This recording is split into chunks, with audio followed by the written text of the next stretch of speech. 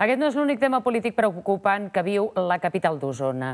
Cap força política amb representació a l'Ajuntament biguetà vol tenir res a veure amb Plataforma per Catalunya, que amb un contundent discurs contra la immigració ha sumat 4 regidors, 3 més dels que tenia, i ara és la segona força municipal.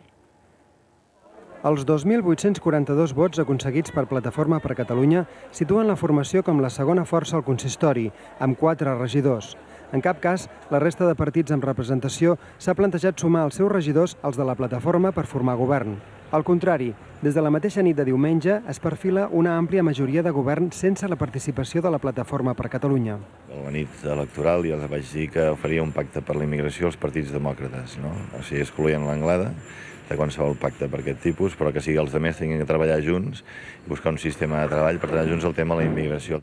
Un esforç per arribar a acords de cara a afrontar els problemes de fons que havia plantejats, especialment en matèria de convivència.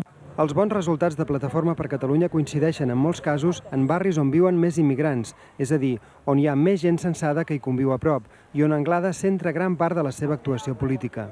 És una dada més per analitzar a l'hora de replantejar les polítiques immigratòries. Els partits d'esquerra que diguin això doncs ens sembla molt bé, no? Jo crec que la gent a Anglada troba una persona accessible, una persona que és propera als ciutadans, i crec que la ciutat de Vic confia molt en el projecte de Plataforma per Catalunya. I estic convençut que puc fer tanta feina a l'oposició com està el govern. Els representants de les associacions ciutadanes dedicades a facilitar l'acolliment dels nouvinguts adverteixen que l'avanç d'organitzacions xenòfobes no es limita a Vic. El que tenim al davant és un fenomen que amenaça la convivència i amenaça els valors democràtics, no només aquí, sinó que en el futur pot amenaçar-la també a qualsevol punt de Catalunya i més enllà.